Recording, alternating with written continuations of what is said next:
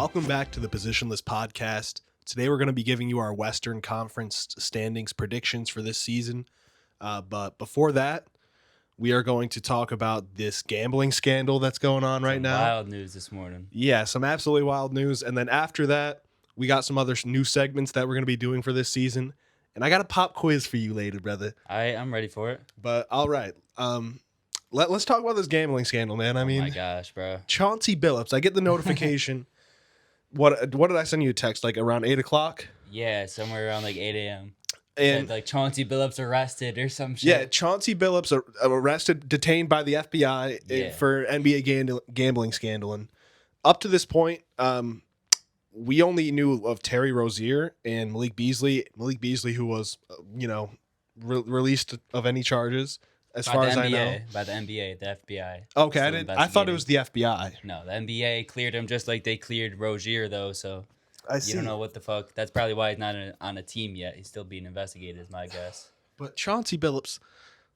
Hey, the thing with He Chauncey, just got an extension, didn't he? Over the summer? He did. I don't know I don't think it's really a NBA thing they caught him on, but there is a lot of fishy stuff out there. But he was a illegal poker tied to the mafia. Yeah. Like, that shit came out of nowhere. I've seen different things about Chauncey where he wasn't like a part of the Terry Rozier report. Yeah. But they were looking into specific games of his where the Trailblazers were blown out at home and these 6 players didn't play. He might be giving people information about who's available and who's not. Somehow involved with mafia game fixing. I watched at least what Cash Patel had to say after it. I saw clips of the interview. It's a fucked up situation, and it sounds like there's a lot more people that could potentially be involved. Yeah, I mean, I also just saw something right before. There are 4 teams that they're still investigating. The Lakers, the Raptors are 2 teams that were also named in that report that we haven't had any names linked to. So, well, there was a coach for the Lakers. I forget his name, but apparently he was telling people that LeBron wasn't going to play before it was officially released on the injury report, so they could bet on the other team or for the Lakers to lose. He was a former NBA player as well. I can't remember his name. Like something Smith, like Dre Smith or some shit. Dorian like that. Smith, maybe. I don't know, but it's pretty fucked how first game of the NBA season, it's a banger. Second night, good, and then this insane news just comes out of nowhere. I mean, the first tweet, it was like Terry Rozier has been taken in by the FBI. Yeah. And then it went haywire with the Chauncey Billups and the 4 other teams news. I mean, it's like right after the Blazers won a game last night. Who did they beat? No, they lost to the Timberwolves. They lost? Yeah. Okay. And I'm pretty sure they won that game. No, they lost. Okay, but still, there's not much I can say about it because we don't have many details, but we definitely just had to get our reactions, right out there. So. And Chauncey said in his post-game press conference, you see what he said? No, I did not see. They were asking about, the first game. He said, I'm just going to see how the chips fall. Then this comes out the day later. Pretty wild fucking stuff. I mean, do you think he knew he was being investigated? No, I doubt it. I mean, it's the FBI we're talking about here. Yeah, he seemed like he was all good. Like, he had no idea that the FBI was investigating him and all those 4 other teams probably. So, just some wild fucking news from the NBA that nobody expected. And yeah, it's just super shitty when all these guys are making multi-million dollars as well. So I think just greed. Something came out too. It was like the Jonte Porter shit that happened last year or 2 years ago, whatever. Like he was enticed by those mafia games or whatever to do that shit because he was in so much debt or whatever. So absolutely, it's pretty nuts. Anyways, you want to get in these Western Conference predictions we got for the season? Yes, for sure. I got the Jazz at 15. Yeah, Jazz, even though they had a nice blowout against the Clippers. The Clipper, yeah. I mean, first game this season, I'm not holding too much weight into it. Exactly. That's what I was going to say as well, but they just have the least talented roster by far. Yeah. Probably I'm interested to see who you got at 14, though. I got the Trailblazers, I got the Phoenix Suns here. especially now that I guess Tiago Splitter was named their new interim coach for now, which was random as fuck. What's wrong with that? They're still good. They're okay. I think just the West is stacked. They do have a decent team with Drew, Denny, Kamara, Jeremy Grant even had a really good game last night, but I can't put them over. I mean, think them are the Suns. They're 13 and 14 right there. I think pretty easily. I don't know. The Suns at 14 though, their roster's just not good enough to like really compete in this conference. Like They got booked though. the depth is pretty awful. I feel like they should just trade Book, honestly. Like I know that's not going to happen anytime soon, but it's just the smartest thing to do because you don't really have the assets to make any kind of move, and you don't have any first round picks. Yeah, he's their guy though. Yeah, but do you want to waste his career? He gonna keep bringing him them jersey sales. That's all they care about. If I was Book, I'd be like, hey, bro, just ship me out. I get it because it is like his city, but still. Yeah. Yeah, I had the Suns at 13. Just like you said, let's see what the new coach Jordan Knott can do. And it was surprising to see Osa in the starting lineup instead of Mark Williams. I didn't know they started him. I saw that he played like a good 20 minutes, but I did not know that he started. No Malawak minutes either. He's young, you know. They should play him because they are going to be so bad, but Yeah. Kings, that's who I have at 12, though. I have the Kings at 13. Oh, no, I have the Blazers at 13. I lied. Okay. They have just some decent, interesting pieces, but like anything past their seventh guy is just rough. Yeah. And their real guys don't exactly fit like a glove, so Yeah. it's going to be a tough season, another year for development. Especially with all this drama surrounding them now. Yeah, wild, out of nowhere. Nah, I got the Kings at 12, though. They did just sign Bruss, which I don't think that affects anything really. They're still just going to be a offensive team. I mean, they got Russ, Monk, Schroeder, Levine, Keon Ellis. They got too many guards out there anyway, so I don't think this affects them at all. They're just going to be a middle-of-the-road team at best. Yeah. I mean, obviously the offensive talent is good on this team, but the fit and the defensive holes will just make it extremely difficult for them to compete for a real play-in spot in this West. Front court depth is also extremely questionable. Yeah. They have some good guard play, no defenders, and like I said, front court depth is just bad. Not good. 11 is where I have the Mavericks, though. Damn, dude, we got a pretty similar list here. You got the Mavs at 11? I got the Mavs at 11 here as well. That was weird as fuck. They started Cooper Flagg at point guard last night. He didn't play super well, but again, it was also against Wemby, so. And he's also not a fucking point guard. Yeah, but they also don't have a real point guard. So. They got D'Angelo fucking Russell. I don't know, man. Without Kyrie, the guard play is just weak for that team. Like, there's just a huge lack of self-creation on this team, and I don't think Coop's going to be doing that at a high level in year one. I mean, the front court depth is good on paper. Mm-hmm. I mean, they got obliterated by Wemby, but he's Wemby, just a different breed. He's already the best player in the league. And I just don't have faith in Anthony Davis playing all 82. So they're definitely going to lose out on some games when he misses time inevitably. You know what I mean? Inevitably. They could definitely be better than a few of these teams I have above them, but I just don't predict a great season for them here. It is like kind of in the West, the Mavs are kind of the step up from the Kings in 11 through 7 to 8. I mean, I think there's a chance the Kings are better than the Mavs as well. They could be. I'd be surprised. I do expect the Mavericks defense to be pretty good with AD and Coop out there. Yeah. And like Lively and Gafford off the bench still. But just a big ass team, like. Yeah, which we're seeing in the NBA. That's how teams are playing right now. I hope Coop really isn't starting at PG though, because they're gonna experiment with him like they experimented with Wemby. I guess they're not trying to win. I guess they're not trying to win. They're just trying to experiment like that. Yeah, just fair. You got a 10. At 10, this is where I have the Pelicans. We have the same list. I really, really like this roster, and with good health, they should be competing for play-in or better. They have some really good depth in the backcourt and wings. Center rotation's obviously the biggest question mark, but I like Yves Missi and Kevon Looney. Jeremiah Fears had some good flashes in the preseason. He had a great game in his first game against the Grizzlies. He did. And I'm interested to see where Queen fits in the rotation when he comes back from injury. He played. He played? Yeah, Looney's hurt. Pretty sure Queen's got something going on right now. I don't know if he's playing. He played. He played last night. Okay. I didn't see him. Played a little bit. He had some decent plays. He looks pretty good out there. But, yeah, they're still too inexperienced, I guess. They don't have DeJounte. Who knows when he'll be back. Looney, too, I think, is going to be a decent part of that team. So it's the same thing like you said with AD. With Zion out there, you never know if he's going to get injured, too. I got faith this year. I do love Jordan Poole's fit on that team, though. Just based on that first game, it looked like he's a Zion great catch looked and shoot damn threat. good in that first game, too. He did.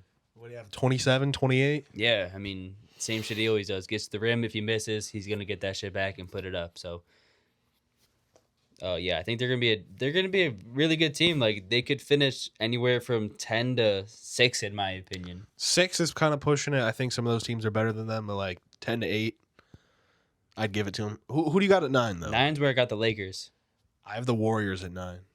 Really? Yes, and I know they just beat the Lakers. But... I mean, I think the Lakers, they're definitely in jeopardy of missing the playoffs at this point. I mean, well, I have the Lakers at 8, so it's not like a huge gap, but I'm just not a huge fan of this Warriors team. So, I mean, I think just based on that starting 5, plus you got Pods, Horford, really good vet, coming off that bench, learning that system. He's probably going to know how to play. And I think just with Steve Kerr's coaching, he's going to draw up shots for his guys and get his guys open. But I've got the Lakers this low just because LeBron, we don't know when he's going to come back. They say in November. And Ayton, too, like, he's not the type of center you want with Luka Doncic. You want a guy who's going to roll to the rim, catch lobs, get rebounds, and block shots. Ayton's not that guy.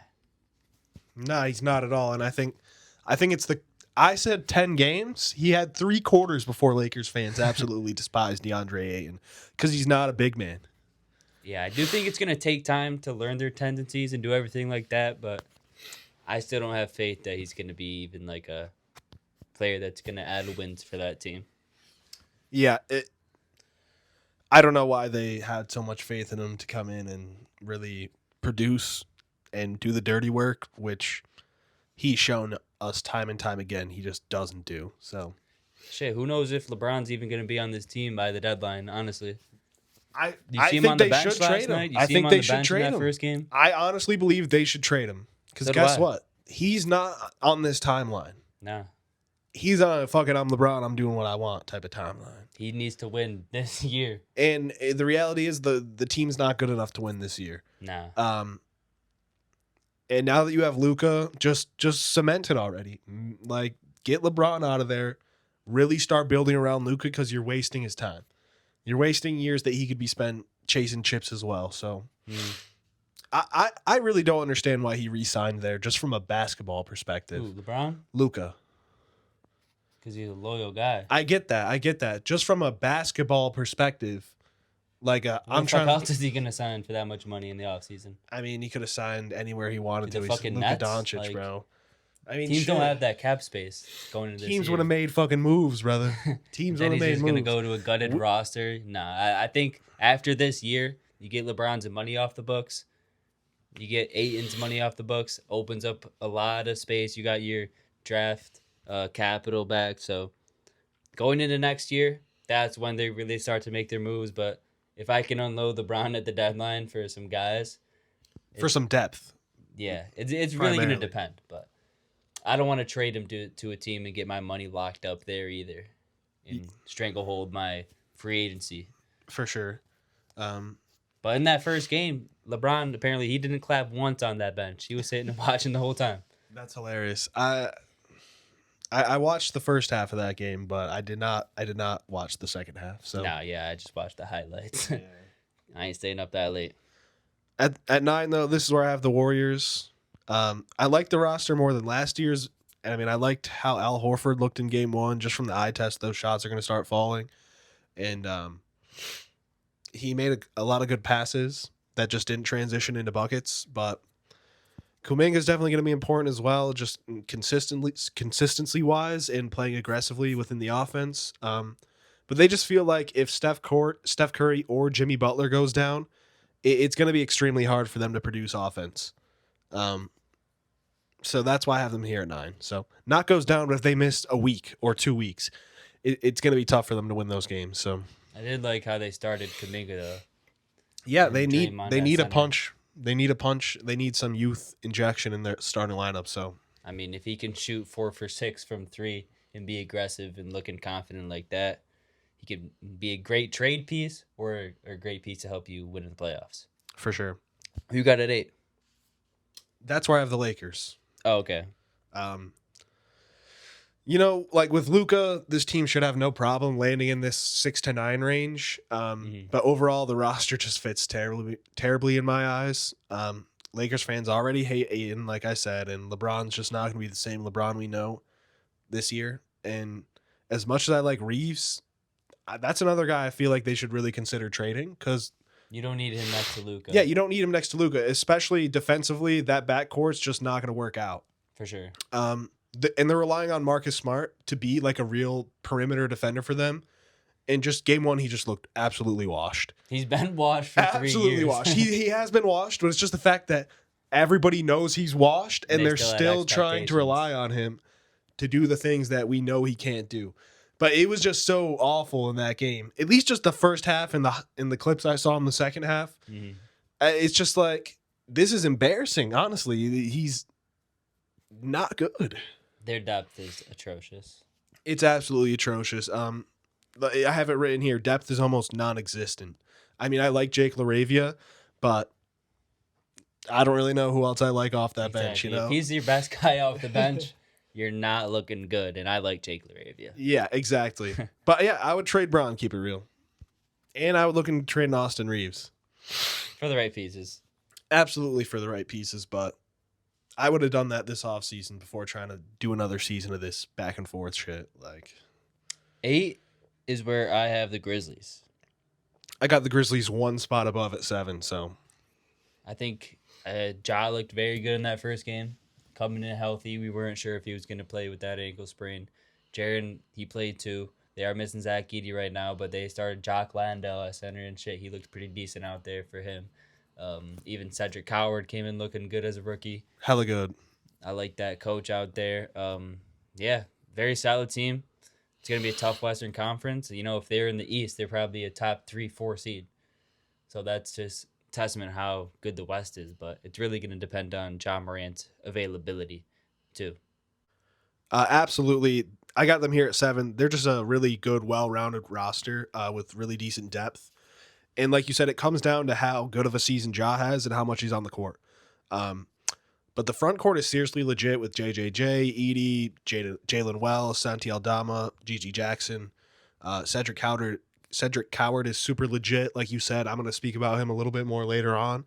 But yeah, who do you got at number 7? That's where I have the Clippers. Ooh, interesting. I got them a couple spots higher here. I was a little surprised. They started Derek Jones Jr. over John Collins in that. Yeah, I saw that after the fact. I went back and watched the game, and it was definitely a little bit of a surprise to me as well. So, especially with his stretchability, and I mean he's just as good a defender. He's a better player, and let's be honest. Yeah, so that didn't make much sense. I don't know what to put into that week 1 game. I'm probably just gonna put it to the side, act like it didn't happen. Did that affect your ranking here? Or did you already have them? No, I think they were going to be here either way. Okay. But it did kind of make me question it. Like, should I move them down even farther? But at the end of the day, they're too much of a talented team. Bradley Beal, I guess, was on a minutes restriction, even though he was fully healthy, which I don't get at all. It's the first game of the season. I mean, they all played under like 30 minutes a game. Like Kawhi and James Harden both of them played like 45 to 15 at the end of the first quarter. Yeah. The halftime score was like 73 to 48 or something like that. So yeah, I guess that's fair. But who do you got at number 6? 6 is where I have. I think we got the same team here. The Spurs. I got the Spurs at number 6 as well, brother. Wemby's just a cheat yeah, code. I mean, He's I just a cheat kind of code. wanted to put him higher. I in my mind they were going to be considerably lower on this list before I started putting it together. Yeah. And then I'm not going to lie, this is the one team I'd change after seeing their first game.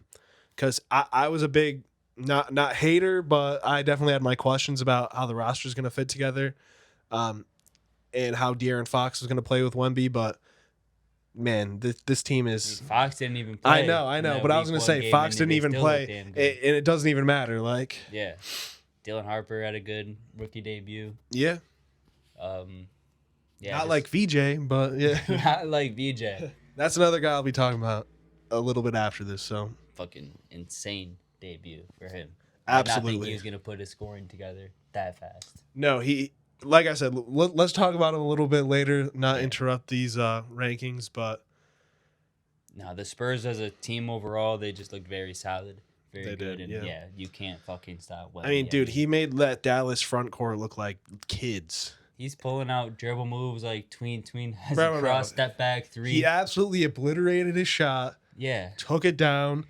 Tween, behind, step back, splash in your face, fall down three. And he had like some fucking double clutch reverse. Yes. Like, how are you 7-7 pulling that off? He also bro? had like the alley-oop reverse as well.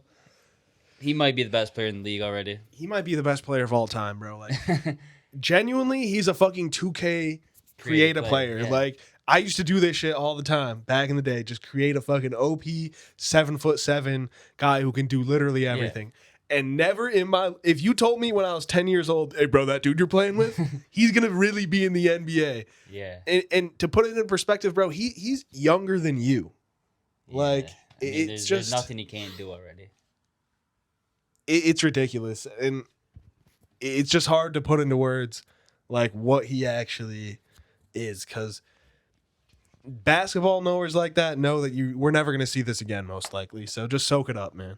Yeah, no, I saw a tweet. It was like, you could have woke up this morning, saw the tweet, said that NBA's in trouble. You wouldn't know if they were talking about Wemby 40 ball or the fucking gambling investigation. Like, I mean, in both ways, the league is definitely in trouble. I think with Wemby coming up. He's starting to realize he can really do whatever the fuck he wants on that court, and he's not going to get punished for it basically at all. I mean, training with Hakeem, with KG, fucking becoming a monk. Do you remember this the offseason has been crazy for him. Do you remember the whole taking the KD versus Hakeem route for Wemby? He took both routes, motherfucker. Yeah, he's Wemby. He don't need to take a route. He creates his own fucking lane. That's why he's about to be the best player in the NBA.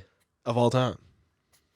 That's going to have to go off accolades. We'll see if he can get there. I'm not talking about legacy, bro. I'm talking about if you want to... That's what really matters in the NBA. I get that, but... If he wants to be the greatest. But we're talking about, like, if you just want to start a team. I mean, everybody's taking Wemby or Jokic right now. Not right now. All time, brother.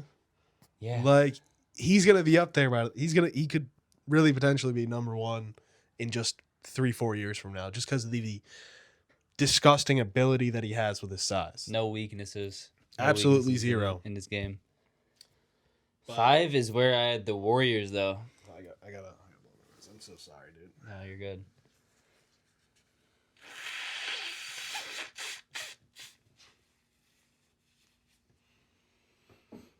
All right. 5 is where you have the Warriors. Should I just repeat that? Yeah. 5 is where I have the Warriors, though. I mean, this is one I moved up after that first game. At first, I'm thinking, oh, they're an old-ass team and the Kuminga situation. But after watching them play in that first game, Kuminga playing confident like he is one of the best players on that team. Jimmy Butler getting to the line 15 times. He's looking fresh. Shooting threes as well. Shooting threes. I mean, Pods, like we already know, he's going to continue to grow in that offensive role. He was and aggressive. Steph Curry.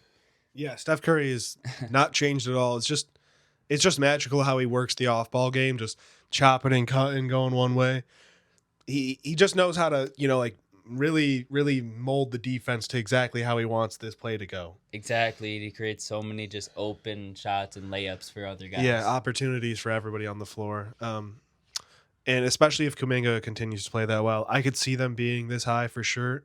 Number 5, though, this is where I have the T-Wolves, man. I got faith that the Clippers are going to be you have the damn Clippers. good. Yeah, damn good. You got them high.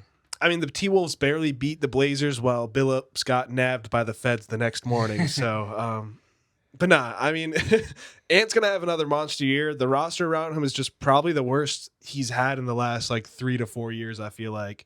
Mike Conley's too old. He's coming off the bench now. Dante's not a point guard. And if he plays like he did last year, it's bad news, brother. I think the traditional point guard's kind of phasing out of the NBA. It is for sure, but you definitely still want a guard that can facilitate when you have an Anthony Edwards. And Anthony Edwards I know can be that's that guy. He could be that guy, but he's just already asked to do so much. I mean, you have a guy that good though, and he already has the ball in his hands. I get that. I get that. You don't need no one else to set up a play for him. You know. I just don't know if Dante's the guy that we all think that he. I've never been a huge guy. I thought that Knicks run was definitely that's not him, but he's still a good 3-point I thought shooter. he was going to be really, really good for them last year, and he just really disappointed me. So I've kind of lost faith in him. I don't know if I want him to be the starting guy in the backcourt with Anthony Edwards. And I mean, I like Terrence Shannon Jr., but he's just not enough off the bench. Instead of just Naz Reid, the backcourt off the bench is just really, really not. You got a veteran point guard in Conley off the bench now. Yeah, but you're just replacing that with Dante. Terrence Shannon Jr. is basically your backup 2 and 3 because Jalen Clark's not going to get those minutes like that. Clark's going to have to be a guy too. I just feel like they're one injury away to an important guy from. You can say that about any Western Conference team. Yeah, that's how tight the fucking conference is. You could. One of your guys get injured, you're going to need someone to step up. Absolutely, but Fred VanVleet, take it for example. The Rockets are good enough to fight through that, where we both have them still ranked in the top 4. Yeah, but it definitely he was a massive hit takes though. Their contenders' chances away. Potentially. I mean, I'm not going to dispute that, but if they have Fred in that opening game night, they probably win. If they have Fred they lose Julius Randle, Naz Reid is good, but he's not going to be creating shots for himself the way that Julius Randle does, or creating shots for other people that Julius Randle does. I don't know. I'm just not a huge fan of these Wolves, and there's just very little chance in my mind they make another WCF run. Yeah, I mean, it's just Ant. He's just so damn good. He is just so damn good. Him at just one spot higher. I got him at 4. But like you said, you said all that stuff. You still got him at 5 for a reason, because you have Anthony fucking Edwards on that team. Absolutely. And they should still be pretty good on defense. Yeah, they do still have a decent defensive roster. Jaden McDaniels and Rudy is always going to be pretty damn good. So yep. 4 is where I have the Clippers. Yeah, they got absolutely smoked. They got absolutely smoked by the Jazz in Game 1, but like we said, we're not buying into that. Yeah, that's the Jazz going to be a fucking real team this year. They just have a legit, really deep team, and we know what they are defensively. Well, we think we know what they are defensively, especially after last year. Mm-hmm. And I think when you have a Harden-led offense, it's always just going to be positive. So I don't know. They just seem like the most sure bet for me to be a top 4 seed out of all those 3 to 4 teams that we were talking about in that range. Sure bet. To me personally. Yeah. No, they should be a very good team. They probably have the most depth out of any team in this league. It's close, yeah. I think they just really got to figure out how all those guys mesh and play together, which it might take time. Which is why I have them kind of low. They might kind of start off the season slow, pick it up in the second half of the year. But in the NBA nowadays, you can't really start slow, or it's going to cost you a couple seeds. Yeah. I mean, I don't know if they're going to have the slow start. I think it was just one bad game. But. Oh, they look bad. They did, but like we said, they didn't. Look really bad. They got off to a slow game, for sure. Yeah. Jazz were definitely hot. I mean, shit, bro. Bryce Hunt, the Jazz couldn't miss in the first half. It was an absolute. They shot 78% in the first half. Obviously, it's not gonna. It's not real. That's not gonna be consistent for either one of those teams. Yeah. Who do you got at 3 though? I got the Rockets at 3.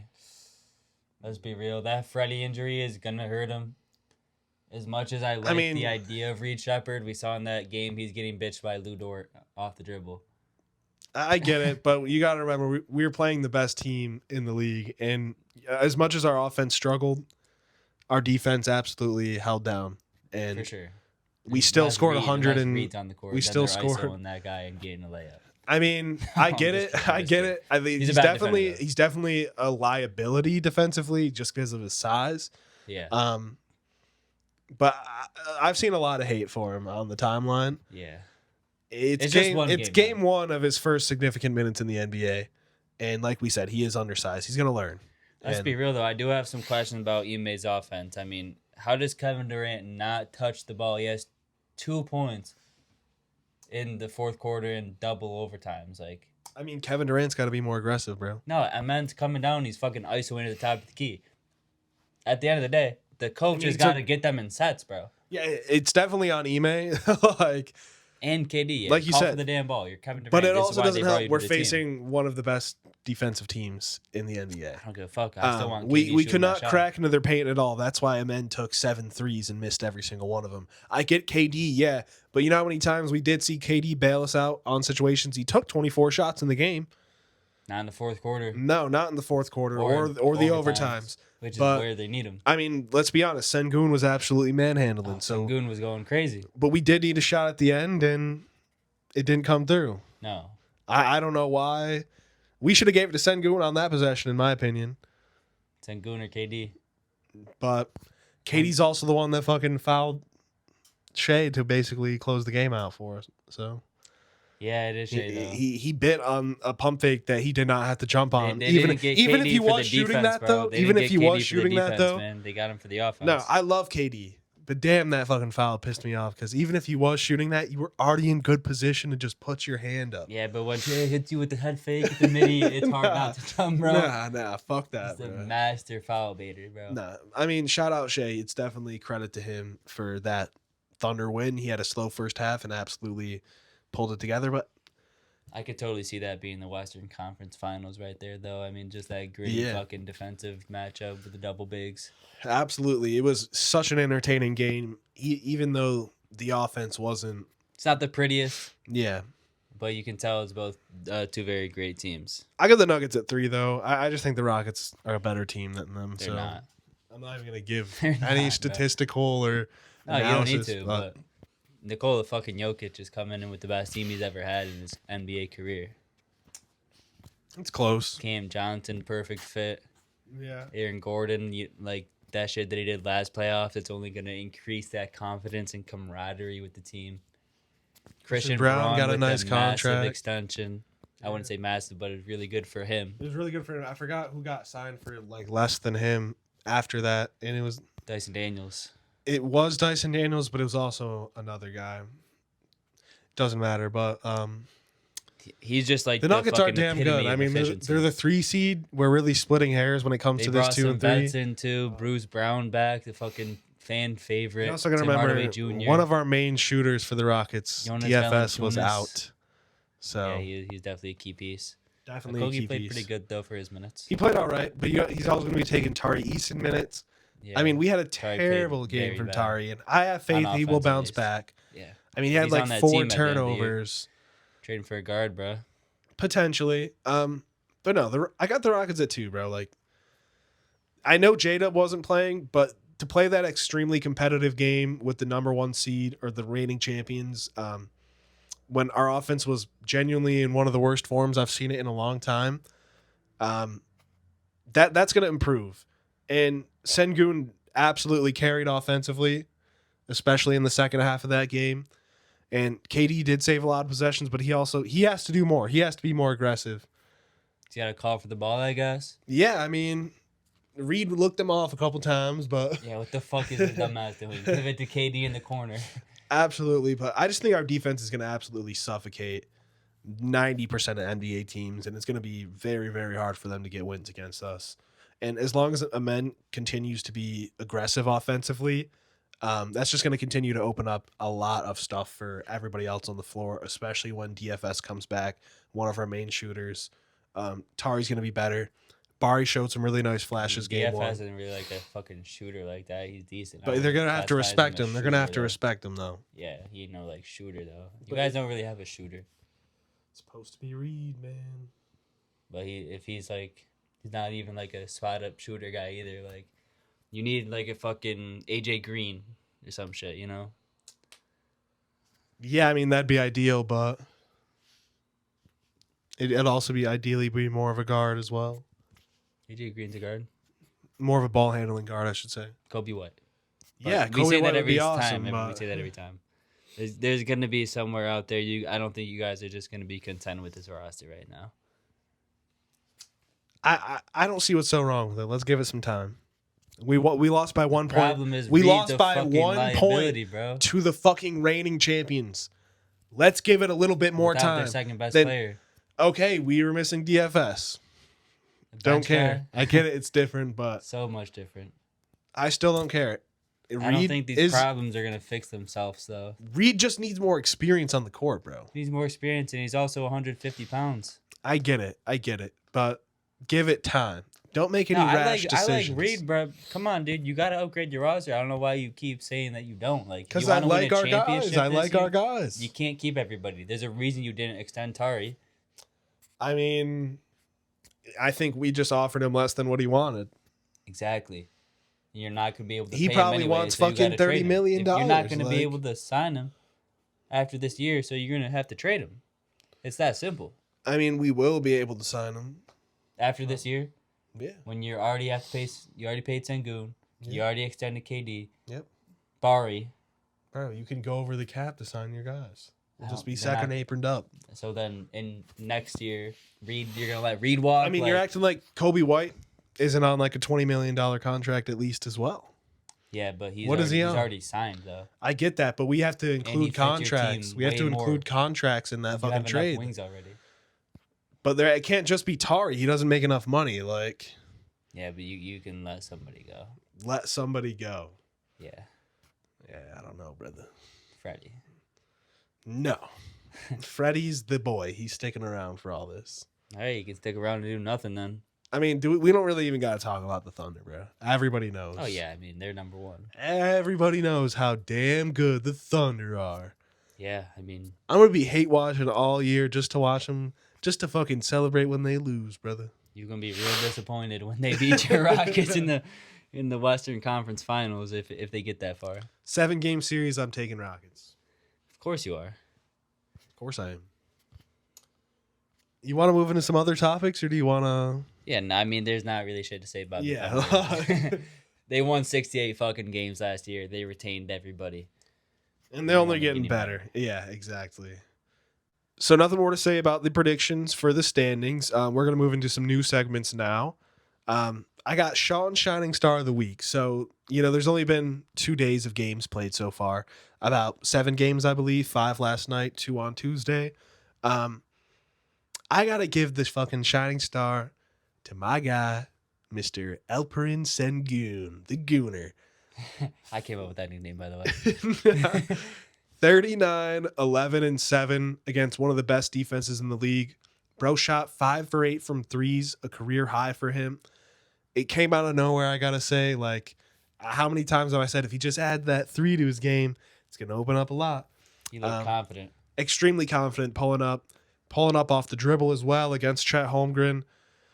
The dude looked dominant, to be honest, against 2 really good defenders in iHeart and Chet. So, had to give him the flowers. Being able to put up that stat line with the paint being clogged, not really playing his game, having to shoot all those threes, but still fucking hitting them. It was really impressive by Alperen Sengun. Absolutely. And like I said, he kind of carried us in that second half and in those overtimes for a while. So, a lot of love for the Goon, man, right there. Yeah. But I don't know if that Knicks name, you want to stick with that. I don't know. Absolutely sticking with it, brother. Mr. Goon. All right. Hey, that's all you. Also, throughout the season, I'm going to be trying to highlight some rookies every week. Of course, this week, we got to talk about VJ Edgecombe. I mean, yeah, he came out very aggressive in the first quarter. He missed his first 2 threes, but he stayed confident, got an easy dunk, followed that up with a 3, made that, and then got a nasty blow-by on Xavier Tillman and slammed it in his face. I mean, dude looks really legit. He handles the ball a lot better than I expected. He looks really smooth and quick in transition. He's not afraid to shoot at all. And he looks effective not only off the catch, but off the dribble as well.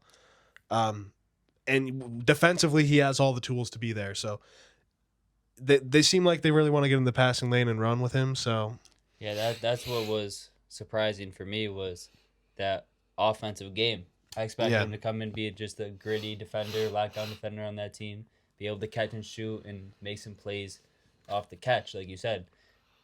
The way he was creating for himself on offense in this first NBA game against a team that has been a great defensive scheme-wise, that shit was surprising.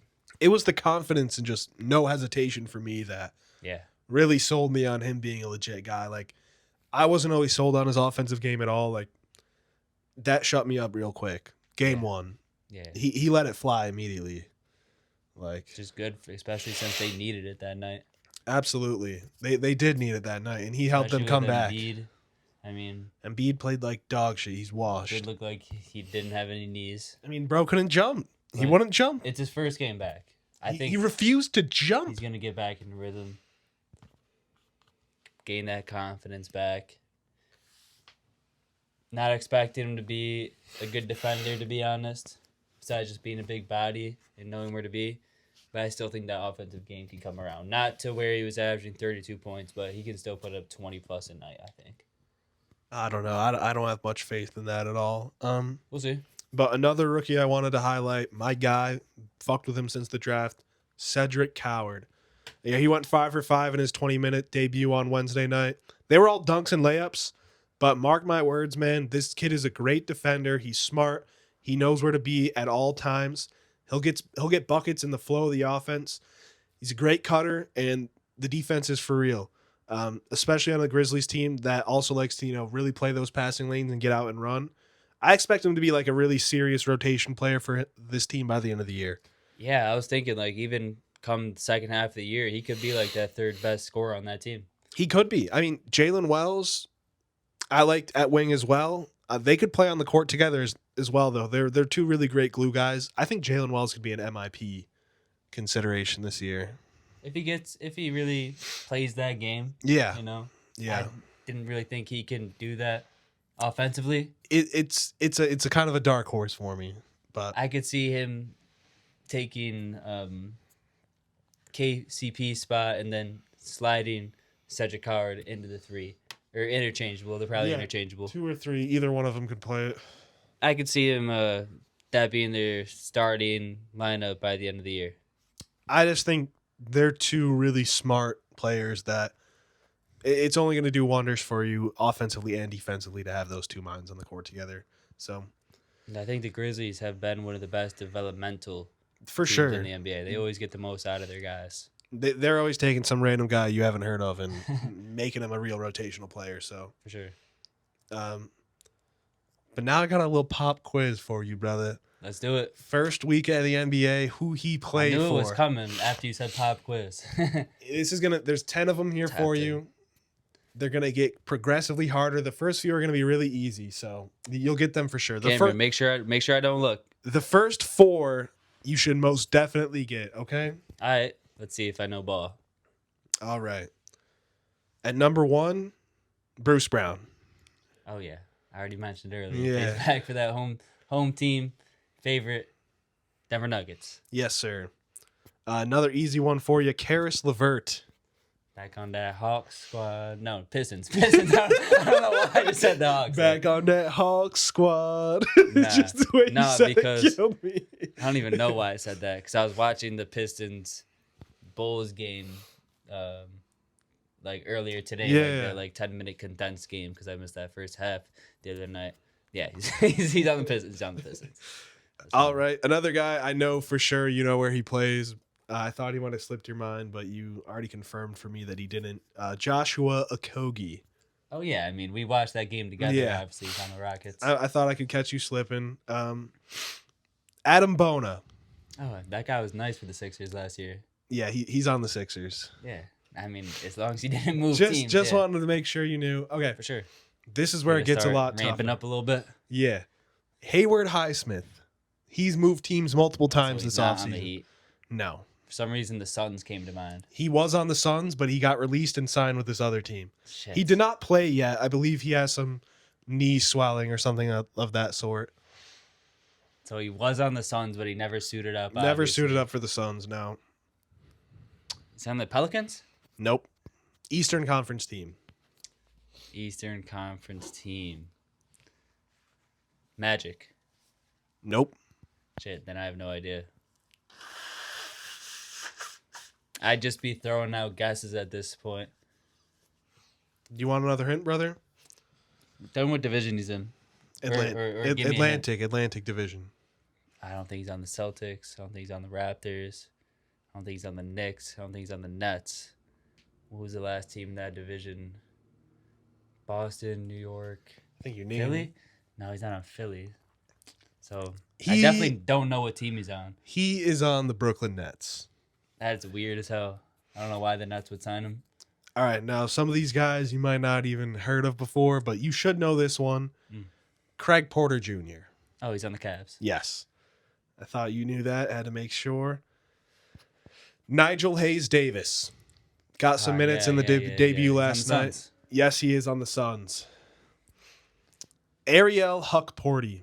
Oh, he's on the Knicks. Yes. That backup center. Yes, he is. Yes, he is. He's a big motherfucker.